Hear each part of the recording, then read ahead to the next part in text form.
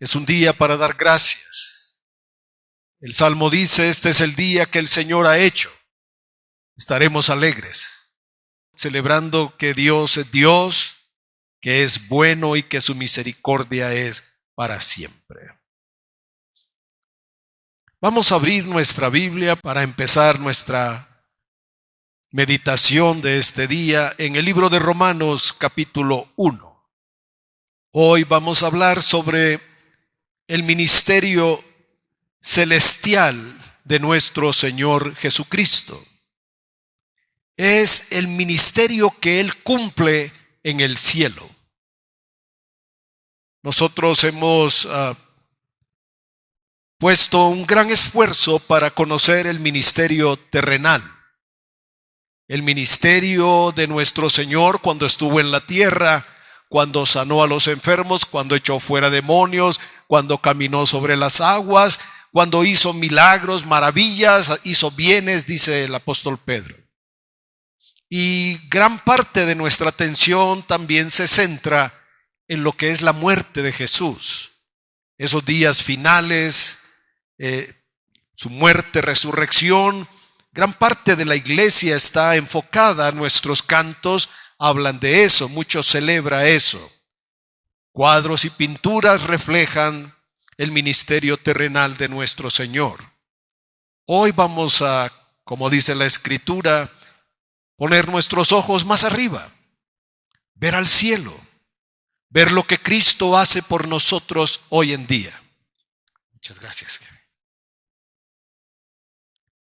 Y quiero empezar señalando aquí 3 problemas que tienen los cristianos.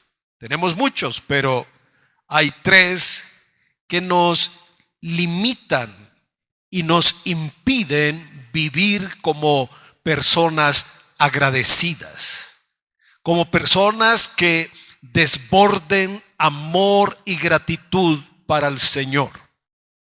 La primera iglesia cristiana, ellos estaban dispuestos a morir por el Señor. No tenían teología, no tenían Biblias, no tenían Nuevos Testamentos. Lo único que tenían era una palabra que les habían dicho que Jesús había muerto y había resucitado y que era Señor y Salvador. Eso era todo lo que tenían. Y entonces nosotros hoy tenemos computadoras, tenemos concordancias, tenemos libros, tenemos devocionales, tenemos en el correo electrónico, tenemos en libros, en la computadora, tenemos demasiados recursos y poca gratitud, poca devoción. Todavía nosotros arrastramos los pies para reunirnos. Nos cuesta dedicar nuestra vida a Jesús. Nos cuesta vivir para Él, respirar para Él, andar cada uno de nuestros movimientos dedicados para Él. Y quiero señalar que hay 3 cosas que nos impiden ser agradecidos. Pueden haber muchas, pero yo les quiero comentar hoy de 3 y quiero empezar con eso. La primera es cuando somos ignorantes de lo que Dios ha hecho. ¿Cómo tener gratitud? ¿Cómo esperar gratitud de un niño de 4 o de 5 años que no entiende el sacrificio que hacen los padres? No entiende el esfuerzo, el trabajo, el desvelo, la atención, todo lo que se le dedica a él, porque él es un niño sencillamente. Él no tiene idea de lo que los padres tienen que hacer para proveer a cada una de sus necesidades. ¿Cuál es el detalle con él? Es que es un niño, entonces no sabe, no entiende. Y en la vida espiritual, cuando somos niños, no sabemos, no entendemos lo que Dios ha hecho por nosotros. No alcanzamos a comprender el sacrificio de Jesús. Estamos atentos de 1000 cosas, menos de lo más importante. Así que la ignorancia jamás ha sido una bendición. Ignorar lo que Dios ha hecho por nosotros nos va a mantener como en un rincón oscuro, ignorantes de todo lo bueno que Dios ha hecho por nosotros. El segundo problema que podemos tener como cristianos es que olvidamos fácilmente lo que Dios ha hecho por nosotros. Olvidamos que Dios nos ha dado la vida, que Dios nos ha dado el trabajo, que Dios nos ha dado el alimento, que Dios nos ha dado el techo. Olvidamos que Dios es el que sustenta nuestra vida, que si respiramos es por Él, que si andamos es por Él, que si nos levantamos de la cama es por Él, que si nuestro cerebro todavía funciona es por Él, que si nos podemos transportar es por Él, que todo lo debemos a Él. Pero si se nos olvida, la Escritura dice, cuídate de no olvidarte. No digas en tu corazón, mi mano, mi fuerza, mi sabiduría, mi poder, mi trabajo, mi estudio, mi carrera. Yo lo he logrado con el sudor de mi frente. Recuerda que es Dios el que da todas las cosas. Así que un problema es ignorar, no darnos cuenta lo que Dios hace. El otro problema es olvidar con facilidad. Y uno de los fenómenos es que cuando Dios bendice a muchas personas, inmediatamente, dijo Salomón, cuando se aumentan los bienes, se aumentan los que los consumen. Se aumentan los bienes y entonces uno de tener un carro más sencillo adquiere uno más grande o mejor o lo que sea. De tener su casa normal, busca una casa más grande.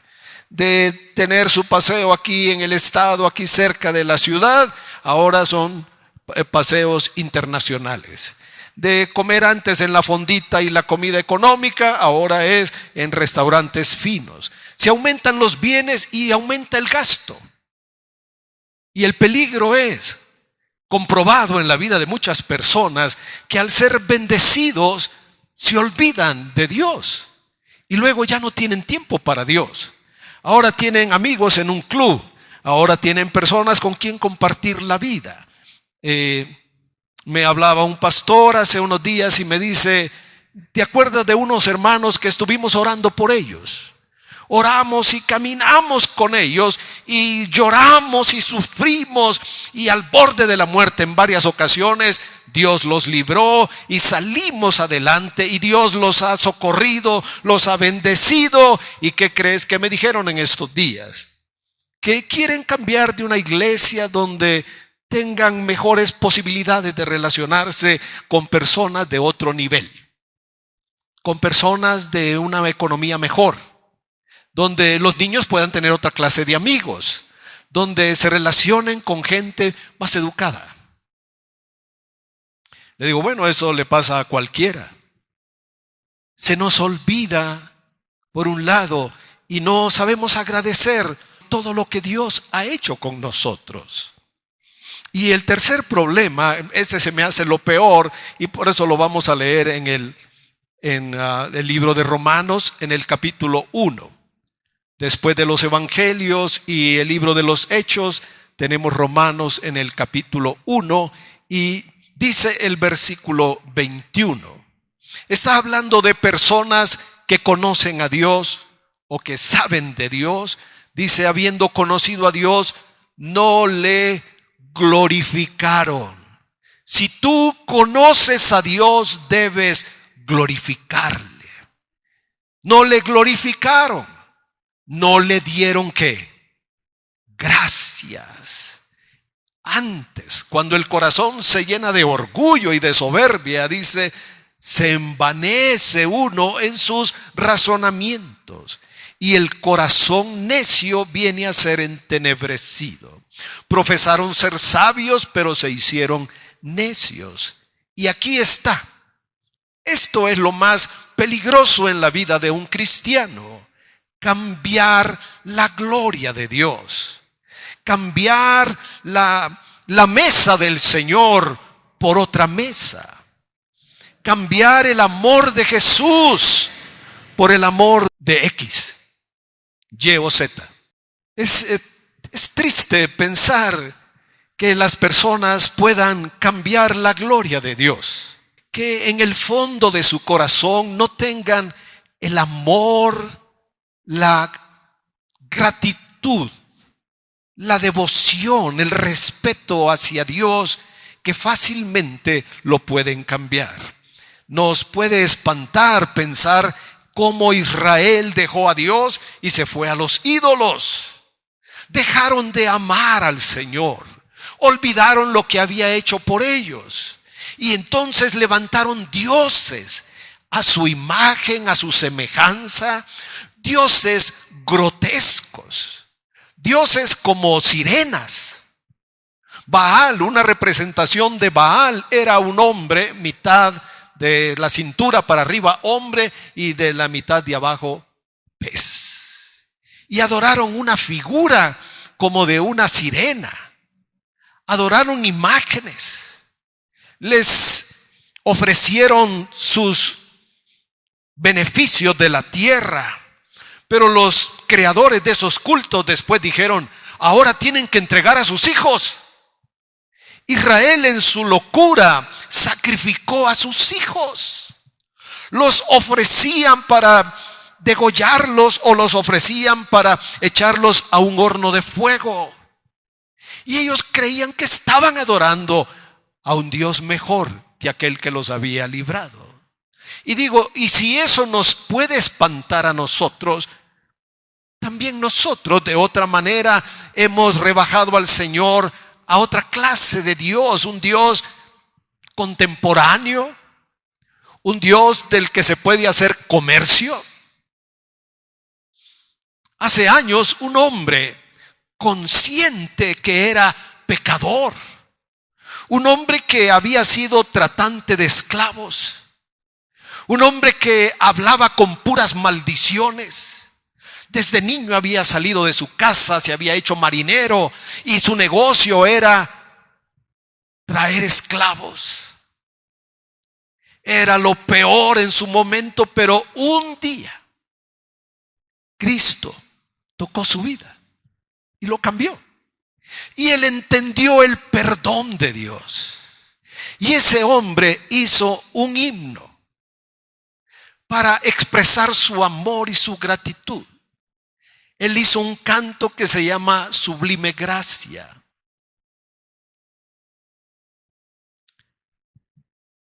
Muchos años después, esa canción la cantan hasta grupos homosexuales. La graban y sacan dinero. Y cantantes toman los derechos de esa canción y lo cantan y hacen giras y hacen dinero con esa canción. Hoy mucho de lo que se canta en la iglesia es una repetición. Me pregunto cómo personas con 30 años cantando en el ministerio siguen cantando las mismas canciones. Y hacen otro disco y la vuelven a hacer y ahora dicen y lo remasterizan y le hacen no sé qué y ahora le hacen otro arreglo. Y no hay una gratitud de hoy, un amor de hoy para el Señor, una ofrenda de amor de hoy. Cantamos estos cantos porque expresan la gratitud de alguien. Pero esa canción que ustedes ven en la pantalla debe tener un elemento que es la gratitud de nuestros corazones, para que esa canción tenga sentido, para que ese canto realmente sea bueno, debe venir de nuestro corazón. Entonces, 3 problemas que podemos tener los cristianos es ignorar lo que Dios ha hecho, y puede ser una ignorancia voluntaria, porque no tenemos interés de escudriñar la palabra. No sabemos lo que ha hecho Dios porque no agarramos la Biblia.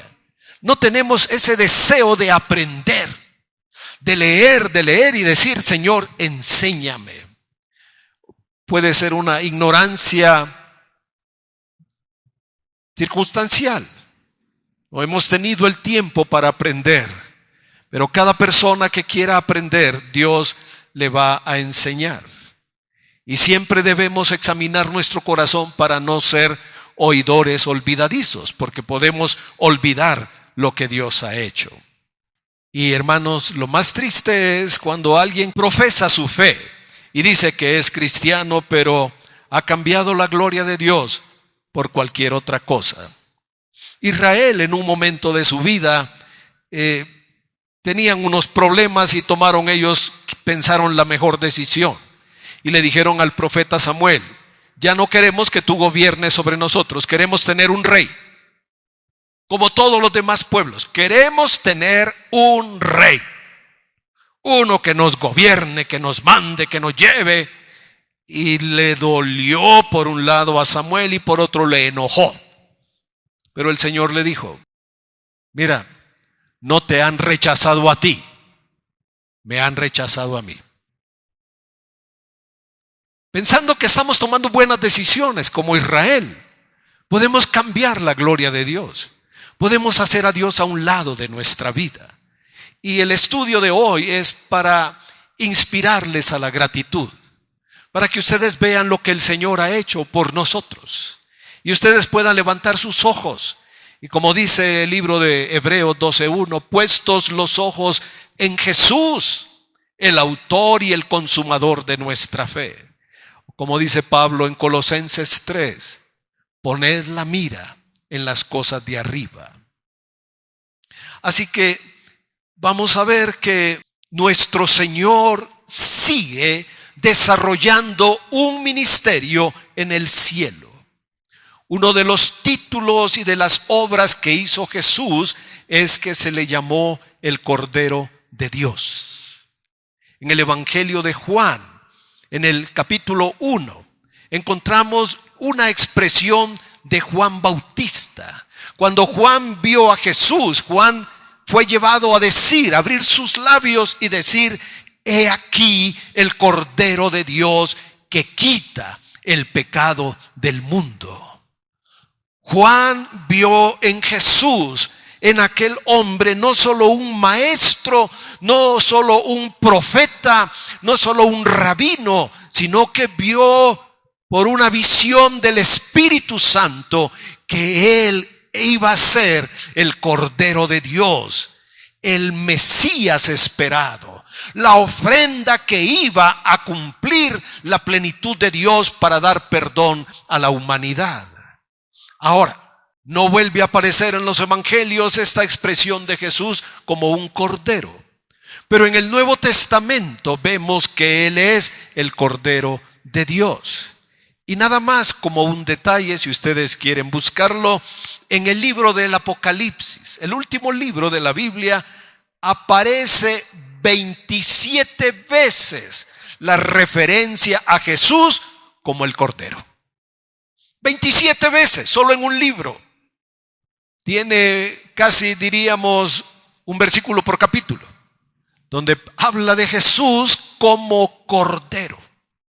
Y vamos a movernos a través de la Biblia al libro de Hebreos, porque nuestro Señor sí se ofreció como un cordero que murió en la cruz, pero su sacrificio lo presentó en el altar celestial. El libro de Hebreos, capítulo 9, verso 26, dice, hablando de los sacrificios que hacían los sacerdotes de la tribu de Leví, dice el versículo 26, de otra manera le hubiera sido necesario padecer muchas veces desde el principio del mundo, pero ahora, en la consumación de los siglos, pongan atención a estas palabras, se presentó como una vez para siempre. Jesús se presentó en el cielo una vez para siempre por el sacrificio de sí mismo para quitar de en medio el pecado. En Apocalipsis 5:8 dice, cuando hubo tomado el libro, hablando del Cordero, de un libro que está en el cielo y que nadie lo podía abrir, dice el capítulo 5, verso 8, que el Cordero vino y tomó el libro. Y cuando él tomó el libro, los 4 seres vivientes y los 24 ancianos se postraron delante del Cordero. Todos tenían arpas y copas de oro llenas de incienso, que son... ¿Estarán ahí tus oraciones? ¿Estarán ahí tus oraciones? Cuando oramos, nuestras oraciones están delante de Él como un incienso.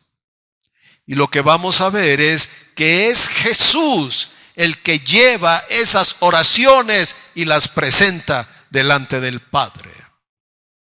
Estamos señalando que el Señor es el Cordero de Dios. Aquí mismo, Apocalipsis 7:10 dice que clamaban, había una multitud que clamaban a gran voz diciendo: la salvación pertenece a nuestro Dios. El último libro de la Biblia, el Apocalipsis, nos está diciendo que en el cielo hay una celebración continua de Jesús como el Cordero de Dios. Y dice que clamaban a gran voz diciendo: la salvación pertenece a nuestro Dios que está sentado en el trono y al Cordero. Capítulo 21 de este mismo libro. No tengo todos los 27 versículos, pero ustedes los pueden encontrar en una concordancia. Capítulo 21, verso 27, está hablando de la ciudad celestial.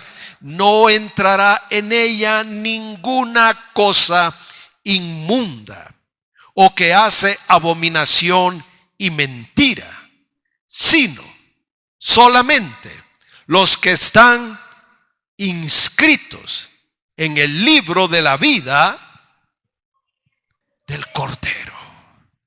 Sabemos que hay un libro y decimos: es el libro de la vida, y decimos: ojalá que mi nombre esté ahí.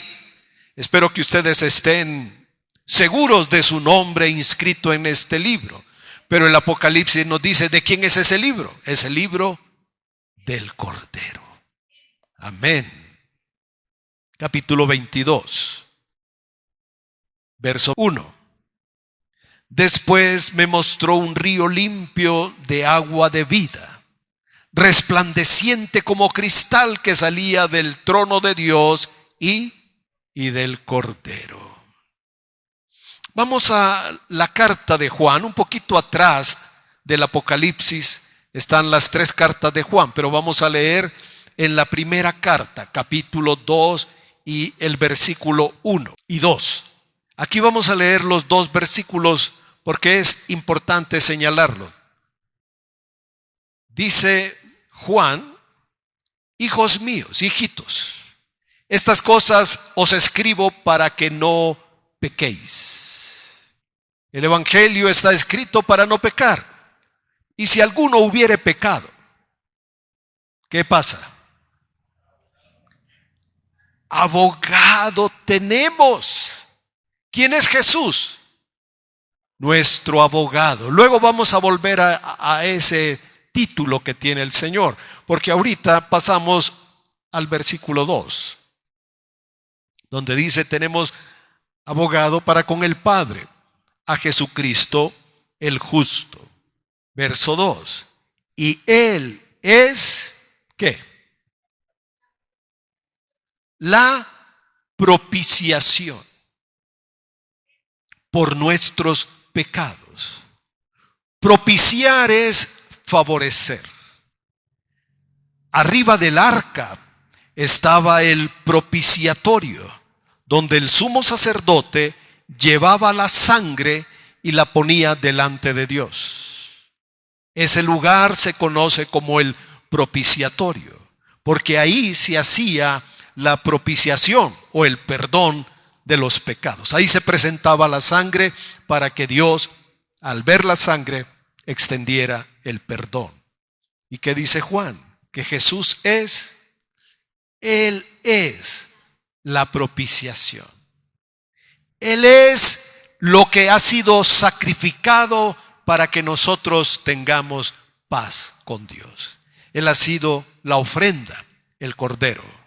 Así que tenemos mucho que decir acerca de Jesús como el Cordero, como la ofrenda que está delante de Dios para el perdón de nuestros pecados.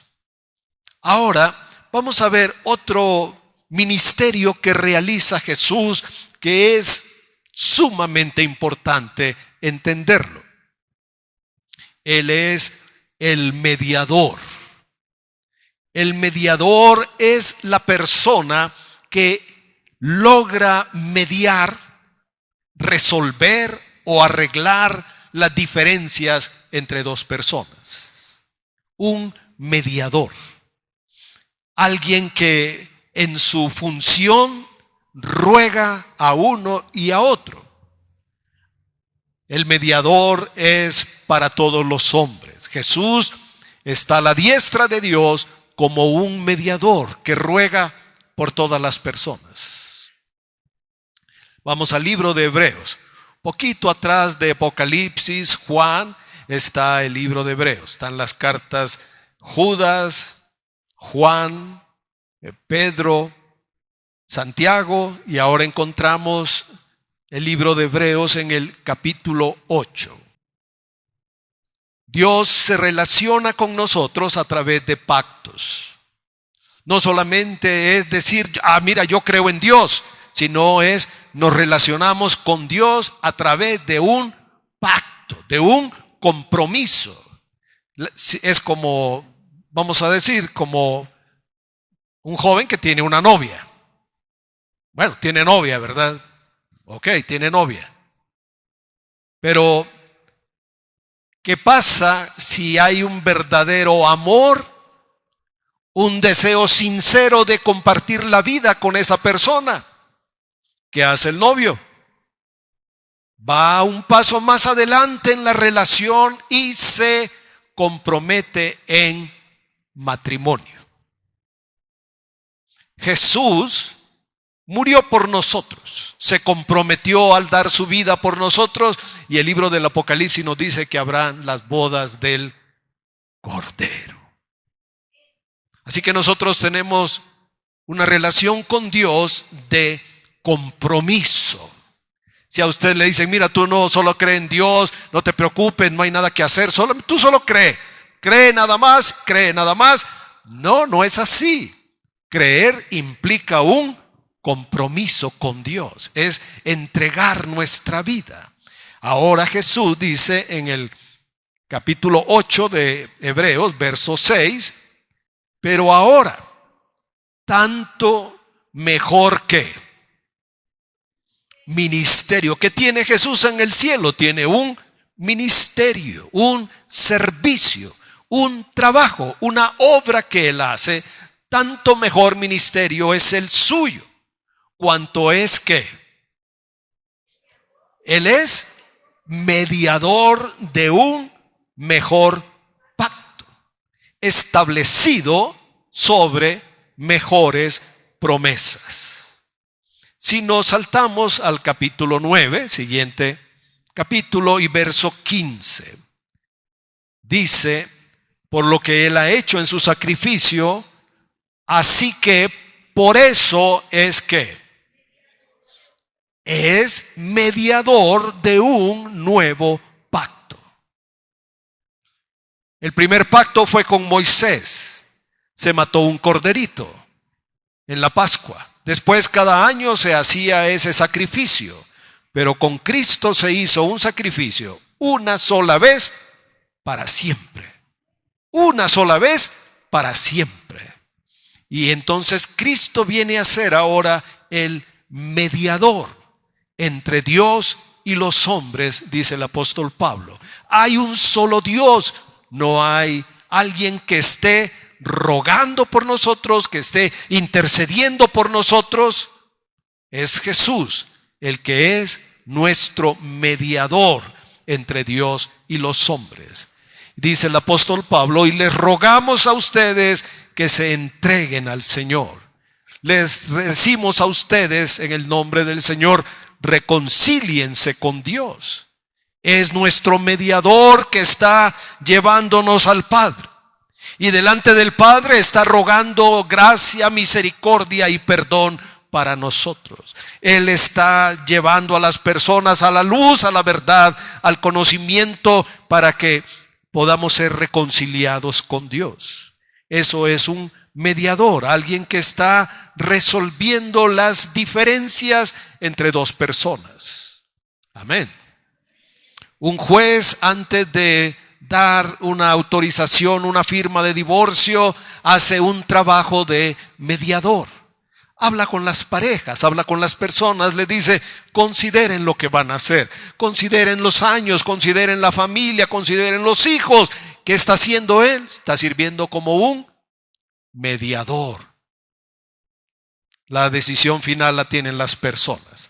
Así que tenemos a Jesús como un mediador entre Dios y los hombres.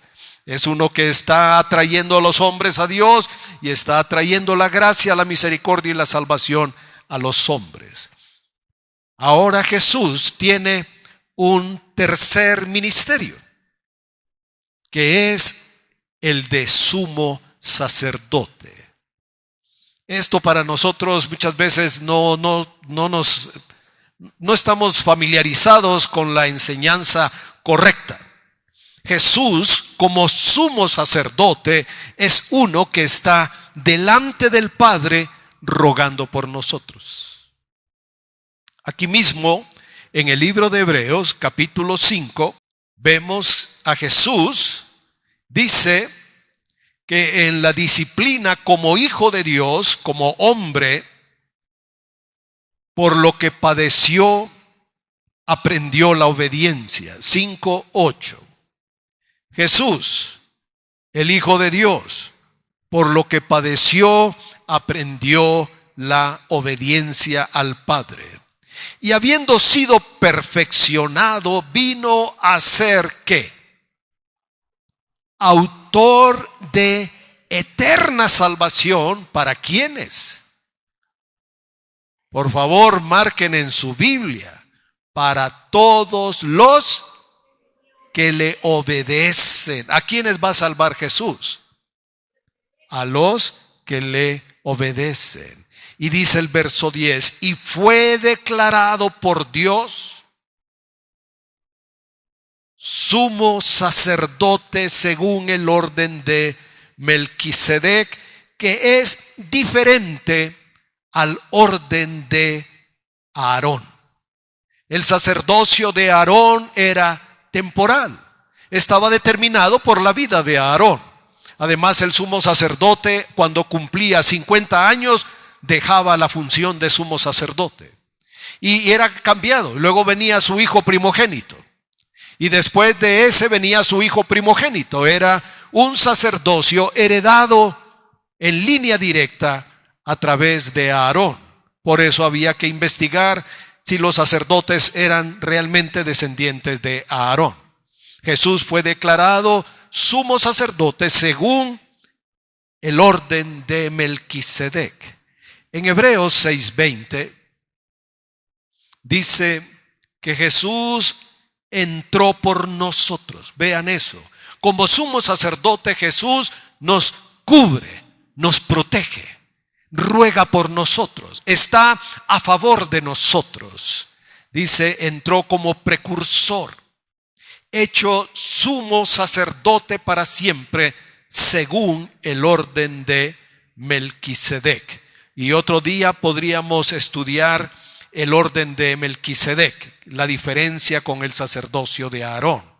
Y dice, y esto es aún más manifiesto, si a semejanza de Melquisedec se levanta un sacerdote distinto. Pongan atención a esto: no constituido conforme a la ley del mandamiento, acerca de la descendencia, que era lo que estábamos mencionando. Después de Aarón vino el primogénito, y después el primogénito y el primogénito, y eso fue heredado así hasta que vino Cristo a establecer un nuevo sacerdocio. Dice, se levanta un sacerdote distinto. Verso 16, no constituido conforme a la ley del mandamiento acerca de la descendencia, sino según que el poder de una vida indestructible. Jesús es el mismo de ayer, de hoy, por todos los siglos. Y la función de sacerdote la está haciendo desde que ascendió al cielo hasta que sea su venida. En Hebreos 7:24 dice que permanece para siempre. Tiene un sacerdocio inmutable.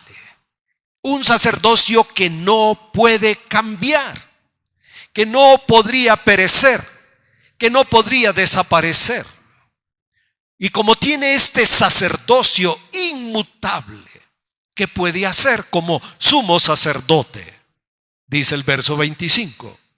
Por lo cual, debido a eso, puede también salvar perpetuamente a los que por él se acercan a Dios, viviendo siempre para interceder por nosotros. Si tú supieras que Jesús está intercediendo por ti ahora mismo, ¿cómo verías tu problema? ¿Cómo veríamos nuestra necesidad? Porque emocionalmente pudiéramos sentirnos cansados, tristes, que no hemos sido comprendidos, no hemos tenido el suficiente apoyo de otras personas, no nos entienden, no nos comprenden, no saben lo que estamos pasando. Hay uno que sabe todo, se llama Jesús. ¿Y qué crees que Él hace? Ruega por ti, intercede por ti, está orando por ti, porque la intercesión es una oración a favor de otra persona. Como tiene un sacerdocio inmutable, eterno, dice, por lo cual, por eso, puede salvar perpetuamente a los que por él se acercan a Dios, viviendo siempre para interceder por ellos. En el versículo 26, la reflexión es esta. Dice, tal sumo sacerdote nos convenía, santo, inocente, sin mancha, apartado de los pecadores y hecho más sublime que los cielos, que no tiene necesidad cada día como aquellos sumos sacerdotes. ¿Qué necesidad tenían ellos? Bueno, dice, de ofrecer primero ¿qué? El sumo sacerdote tenía que ofrecer un sacrificio primero por sus propios pecados. Presentaba esa sangre delante de Dios para que Dios lo perdonara. Después mataba a otro animal para pedir perdón por los pecados de Israel. Todo sumo sacerdote tenía que hacer eso. Primero pedía perdón por sus propios pecados y después por los pecados del pueblo. Cuando Cristo se presentó, dice Hebreos, no tenía necesidad de hacer una ofrenda por sus pecados, porque él no tenía pecado. Él presentó su sangre pura, limpia, santa, delante del Padre. La sangre de Jesús se derramó en la tierra, pero la sangre de Jesús fue presentada en el propiciatorio delante del Padre para el perdón de todos nuestros pecados. Así que dice, no tiene necesidad como aquellos sumos sacerdotes de ofrecer primero sacrificios por sus propios pecados y luego por los del pueblo, porque esto lo hizo una vez para siempre, ofreciéndose a sí mismo como cordero, como ofrenda. En el capítulo 9 de Hebreos es un libro que habla sobre el sacerdocio y el ministerio de nuestro Señor Jesucristo. Capítulo 9, verso 11 y 12. Dice, pero estando ya presente Cristo. ¿Qué dice de Cristo? ¿Que está qué? ¿Cristo está qué? Presente. ¿Qué hacía el sumo sacerdote? Bueno, entraba y pedía perdón por sus pecados. Salía, sacrificaban otro animal y presentaba sangre por otras personas. Y cuando se tenía ya el perdón de los pecados, ¿qué hacía el sumo sacerdote? Salía del lugar santísimo. Regresaba para aplicar el perdón a todo el pueblo, pero ya no podía estar ahí en la presencia de Dios. Eso se hacía una vez al año nada más. Pero ¿qué nos dice Hebreos? Que Cristo está presente, ya presente Cristo, sumo sacerdote de los bienes venideros, por el más amplio y más perfecto tabernáculo, no hecho de manos, es decir, no de esta creación, y no por sangre de machos cabríos ni de becerros, sino por su propia sangre. ¿Qué hizo? Entró una vez para siempre en el lugar santísimo, habiendo obtenido eterna redención. Amén. Aquí mismo en este capítulo, ahora verso 24, dice, no entró Cristo en el santuario hecho de manos. No entró en aquel templo que había hecho Salomón, que era el templo de Jesús en su momento. Porque ese santuario que hizo Moisés solamente era figura del verdadero. Cristo entró en el cielo mismo, ¿para qué? Para presentarse ahora por nosotros ante Dios. Y no para ofrecerse muchas veces como entra el sumo sacerdote en el lugar santísimo cada año con sangre ajena. De otra manera le hubiera sido necesario padecer muchas veces desde el principio del mundo, pero ahora en la consumación de los siglos, que se presentó una vez para siempre por el sacrificio de sí mismo para quitar de en medio el pecado. Entonces vamos al capítulo 10.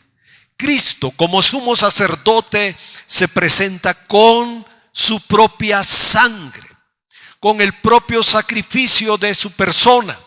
Se presenta ante Dios, ruega por nosotros, cancela el poder del pecado, presenta su sangre. Y ahora dice Hebreos 10:19. Así que, hermanos, ¿qué tenemos los hijos de Dios? Tenemos libertad para entrar en el lugar santísimo por la sangre de Jesucristo, por el camino nuevo y vivo que Él nos abrió a través del velo, esto es, de su carne, y teniendo un gran sacerdote sobre la casa de Dios, ¿qué debemos hacer? Acerquémonos. Acércate a Dios. Acércate a Dios. ¿Qué es lo que nos corresponde ahora?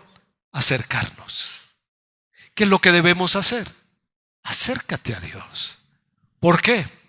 Porque alguien ya fue a abrir el camino. Porque alguien ya está allá rogando por nosotros. Porque la deuda del pecado ya fue cancelada. Él se presentó como una ofrenda, entregó su vida y murió en la cruz. Viene al Padre y dice, he ofrecido mi vida y presento mi sangre, mi vida, como la ofrenda que paga, cancela el poder del pecado. Lo que nos redime, ahora que tenemos los hijos de Dios, libertad. Tenemos libertad para acercarnos a Dios. No hay nadie que pueda decir, es que yo no sé, es que yo no puedo, es que yo no sé si Dios me va a querer, me va a amar, me va a recibir, porque ya tenemos allá a alguien que está rogando por nosotros. ¿Cuántas horas cree que ruega por ti? ¿De 8 a 4? ¿De 9 a 5? En las noches tiene que dormir, ¿no? El que guarda a Israel no duerme. ¿Qué hace el Señor día y noche por nosotros? Cuando tú tienes un problema, claro que necesitamos apoyo, ayuda o un consejo, pero lo primero que debes saber es, mi Señor, ¿qué está haciendo por mí? ¿Qué está haciendo mi Señor? Está rogando por mí. Está clamando por mí. Está derramando su lágrima por mí. Clama al Padre por nosotros. Ruega al Padre por nosotros. ¿Nosotros qué tenemos? Libertad. Podemos acercarnos, dice verso 22 de Hebreos 10. Ahora esto nos debe llevar de maravilla en maravilla. Por eso digo, esto debe despertar en nosotros gratitud. ¿Se recuerdan que tenemos un pacto? Vamos a Hebreos 7:22. Jesús es el mediador entre Dios y los hombres. Pero como sumo sacerdote, Jesús es el que ruega por los hijos de Dios. Los hijos de Dios tenemos en Jesús al sumo sacerdote rogando por nosotros.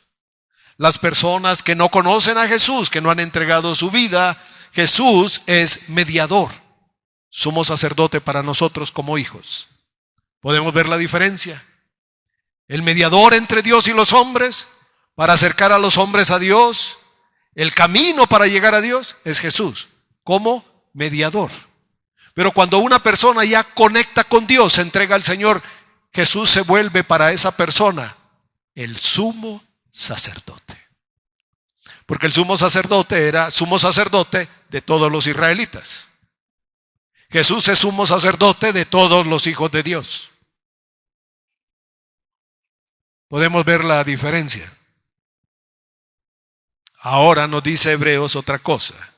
Número 4, Jesús es nuestro fiador. Él es nuestro fiador. ¿Qué significa eso? ¿Qué es un fiador? Es una persona que se compromete a responder por otra persona. Cuando alguien necesita un préstamo, el banco le dice, ¿y quién trae un fiador que se comprometa por ti? Un fiador pone la cara por otra persona. Un fiador responde por otra persona. Y dice el libro de Hebreos 7:22, por tanto Jesús es hecho fiador de un mejor pacto. Él está en el cielo para asegurarnos a nosotros las bendiciones de Dios. Pero Él está en el cielo para asegurar de parte de Dios que cumplirá todas sus buenas promesas. Él es el fiador. Es maravilloso. ¿Quién es Jesús? Nuestro Cordero, nuestro mediador, nuestro fiador, nuestro sumo sacerdote. Es la única vez que aparece en la Escritura que Jesús es fiador, hecho fiador de un mejor pacto. Él responde por el Padre para que las bendiciones de Dios se cumplan en nuestra vida. Y Él responde por nosotros ante el Padre para hacernos dignos y merecedores de su favor, de su bondad y de su misericordia. Amén. ¿Debemos amar a Jesús? ¿No creen que debemos amarlo más y más? Dios no lo quiera, pero cuando tenemos un problema legal, ¿de quién requerimos? ¿Del mecánico? ¿Del maestro de la escuela? Cuando tenemos un problema legal, ¿a quién debemos recurrir? Al dentista. ¿A quién? Al eléctrico. A la comadre que es muy buena para lo que sea. ¿Qué se requiere en un momento así? Un buen abogado. Uno que no se venda, uno que sea honesto, que sea justo. Pero aquí en nuestro caso, hermanos, un abogado defiende a veces a personas que son inocentes, personas que han sufrido un abuso. Pero en nuestro caso, todos nosotros éramos caso perdido. Todos nosotros somos pecadores. Jesús no nos va a defender porque somos buenos, porque somos bien portados, porque ahora ya no estamos diciendo palabrotas, porque ahora hemos decidido portarnos un poco mejor, ya no hablamos tanto del prójimo. ¿Por eso nos va a defender? Él nos defiende cuando venimos a Él y le decimos: Señor, perdóname, ayúdame, socórreme. Entonces la gracia de Dios viene a nuestra vida por mediación, por intermedio, por ruego. ¿De quién? De nuestro abogado. Hoy no lo vamos a ver, pero hay alguien que hace el trabajo de acusar y que hace nuestro abogado. Nos defiende. Nuestro abogado, ¿qué hace? Nos defiende. No por nosotros, que nos quede claro, nos defiende por lo que Él hizo.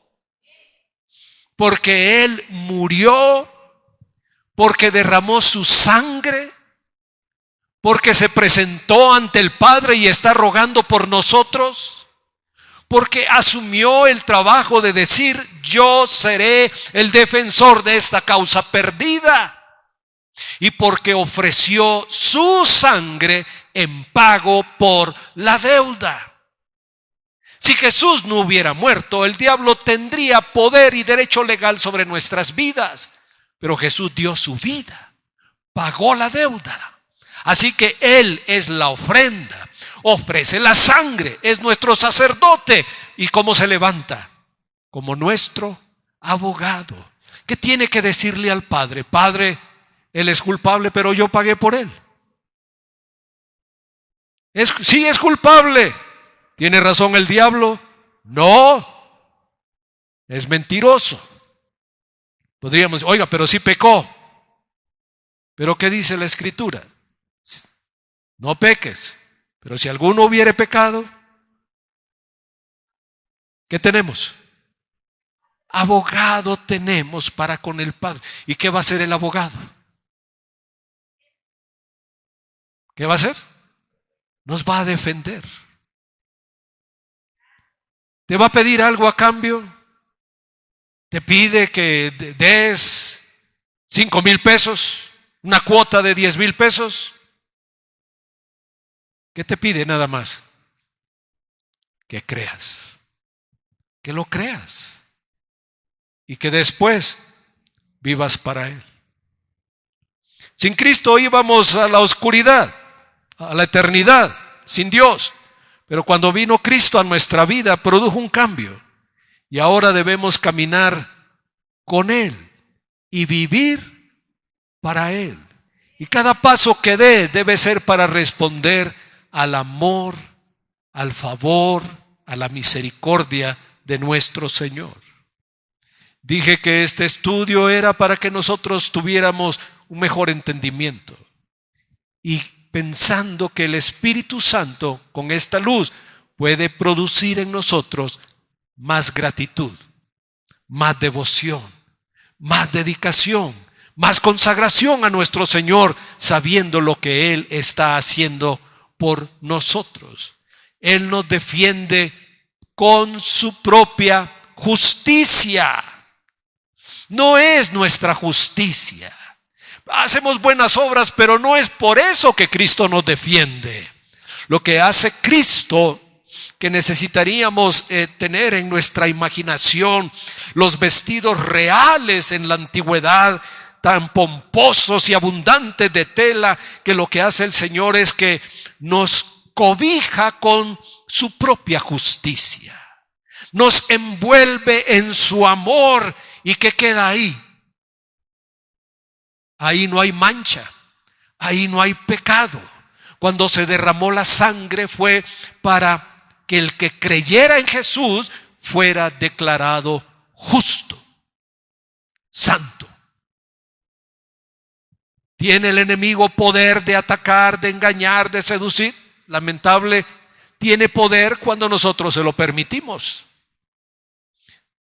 Velad y orad para que no entréis en tentación. No le deis lugar al diablo. Si le damos lugar, tendrá poder, pero él no tiene poder, porque Cristo le canceló el poder. Él puede acusar. ¿Qué hace Cristo? Nos cobija, nos cubre con manto de justicia y manto de salvación, dice el profeta Isaías. Es lo que Cristo hace, hermanos, por aquellos que creen en Él. Puede ser que la palabra no despierte en tu corazón gratitud y digas, oye, mira qué bonito, no había pensado en eso. Oh, muy buena la información. No se trata de darte información, sino que con lo que aprendas de Jesús, lo que Él está haciendo por nosotros en este momento, tengamos amor, gratitud y ganas de vivir para Él. Y enfrentar la vida sabiendo que hoy estoy aquí solo, pero allá en el cielo, ¿quién está ahí? El Cordero de Dios que quita el pecado del mundo. El Cordero de Dios que ha inscrito mi nombre en el libro de la vida. El sumo sacerdote que está rogando por mí. El fiador que está asegurando que las promesas de Dios se cumplirán en nuestra vida. El abogado que ha tomado el caso perdido para defendernos y decirle al Padre, yo pagué por ese pecado. Yo pagué por ese pecado. El diablo puede decir, mira Dios, esa persona hizo eso. ¿Qué diría el abogado? Yo pagué por eso. Pero es que también hizo esto otro. ¿Qué diría el abogado? Yo pagué por eso. ¿Tendrá algo en serio que el diablo pudiera acusar? ¿Quién acusará a los escogidos de Dios? Dice San Pablo en Romanos 8. Nadie. Si Dios es el que nos defiende, si Cristo es el que nos justifica, ¿quién puede acusarnos? No hay acusación. Se le acabó el poder al enemigo. No tiene lugar delante de Dios para acusarnos, siempre y cuando lo sepamos y lo entendamos. Ahora, hermano, dirá, si Dios me ama tanto, ¿por qué tengo tantas pruebas y problemas y dificultades? No es toda la respuesta, pero lo que sí te puedo decir es que cuando Dios permite pruebas, problemas, necesidades, dificultades, persecución incluso, es para recordarnos algo, que este mundo no es nuestro hogar. Es lo que Dios nos quiere recordar a todos, que este mundo no es nuestro lugar, que hay un lugar que Dios ha preparado para ti. Hay un lugar donde Dios ha preparado una mansión para ti. Este no es tu último lugar. Esta vida no es todo lo que tenemos que vivir. Esta vida no nos dará toda la felicidad a la que Dios nos ha llamado. Este mundo no nos podría satisfacer al 100%, porque la plena satisfacción, la plena felicidad de un hijo de Dios, solo Jesús se la puede dar. Si buscamos ser felices acá y si buscamos ser plenos y abundantes y tener todo aquí, nos estamos haciendo daño, nos estamos engañando, porque la plenitud del ser humano está en el Señor. Vengan a mí los que estén cansados, vengan a mí los que estén cargados, preocupados, angustiados, yo los haré descansar. Por mientras lleven mi yugo, porque voy a preparar un lugar para ustedes, para que donde yo esté, ustedes también estén conmigo. Y el que me haya servido, mi Padre lo honrará. Amén. Amén. Si tenemos muchas inquietudes, porque voy a terminar con esto. Si alguien me dice, pastor, hay inseguridad, sí, y hay problemas, y hay una economía que está muy mal, sí, y hay escasez de esto y aumenta la gasolina y hay problemas, sí, hay problemas.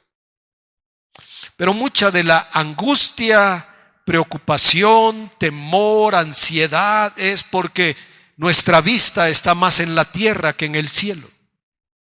Vivimos acá y debemos saber que nuestro pastor es Jesús y nada nos faltará. Pero que levantemos los ojos al cielo, veamos al Señor por encima de los problemas y digamos, mi socorro y mi ayuda viene de tu mano. Y todo lo hermoso que yo pueda lograr aquí en esta tierra no es nada con lo que Él tiene preparado para nosotros. Por favor, abramos el corazón ante Dios. Te he dicho que Jesús está a la diestra del Padre como el Cordero que dio su vida, como el Cordero que ofreció su sangre para pagar nuestras deudas. Está a la diestra del Padre como el sumo sacerdote que ruega por nosotros. Está a la diestra del Padre como el fiador, asegurando nuestro lugar en el cielo y asegurando de parte del Padre todas sus buenas promesas. Jesús se levanta cuando el acusador viene y señala nuestros errores, nuestras fallas, y Él dice, Padre, yo di mi vida, yo pagué por ese pecado. Aquí está mi sangre como un pago de redención por esa culpa. Creo que el corazón de un verdadero hijo de Dios solo puede prorrumpir en gratitud y en alabanza al Señor. En gratitud y en devoción al Señor, para valorar, para apreciar todo lo que Dios ha hecho por nosotros. No lo merecemos. No merecemos ni el perdón, ni la bendición, ni el favor. Nosotros pecamos y estamos destituidos de la gloria de Dios. La paga de nuestros pecados es la muerte. Pero la gracia vino a través del Cordero de Dios para extendernos perdón, para llamarnos a ser sus hijos, para limpiarnos de todo pecado.